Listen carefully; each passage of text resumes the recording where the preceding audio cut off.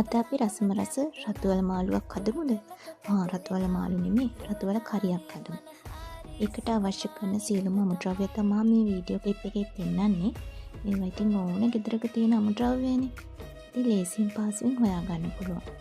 ගොඩක් අය රතුවල ව්‍යාධි අලත් එකතු කරනවා, මාත් අද අල එකතු කරනවා. මේ චූටියට කපාගෙන නෙමෙයි, චූටියට ග්‍රේට් කරගෙන තියෙන රතුවල ටික. ඊට පස්සේ මේ සියලුම දේවල් මැටි ඇතිලියකට දාලා අපි බලමු ඒකට එකතු කරන අනිත් 3-5 ಜಾති මොනවද කියලා. ඉස්සරවම කහ ටිකක් දැම්මා. 3-5 මිරිස් කුඩු ලුණු දාලා හොඳට මික්ස් කරගන්න ඒක අතින්ම. ඊට පස්සේ ඒකට අපි වතුර දාන්න ඕනේ. වතුර මහා ගොඩාක් දාන්නේ අර කෑලි ටික චුට්ටක් වැහෙන්නේ නැති ප්‍රමාණයට වගේ දාලා අපි ඒක මන්නම් යන්නේ දරලිපේනේ. දරලිපේ තියා ගන්න ඕනේ.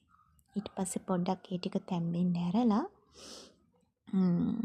අපිට පුළුවන් ගින්දර අඩු වැඩි කරලා ඒ ටික තැම්බුනහම අපි අර අයින් කරගත්ත මිටි කිරි ටික එකතු කරගන්න. වතුරෙන් තඹගෙන අපි ඒ ටික පැහිද්දි තමා අන්තිමේට මිටි කිරි ටික එකතු කරගන්නේ. ඒ මිටි කිරි ටික එකතු කරගත්තට පස්සේ අපි ඒක චුට්ටක් හැඳි ගාලා බලන්න ඕනේ. නැත්තම් කිරි කැට ගැහෙන්න බලනවනේ. ඉතින් හොඳ සුවඳක් එනවා. එතකොට තැම්බුනහම අපිට පුළුවන් ඒකේ අවසානයේ රසම රස රතුවල මාළුවක රස බලන්න. අපි රතුවල මාළුවත් එක්ක ලෑස්ති කරගත්තා සුදුබත්.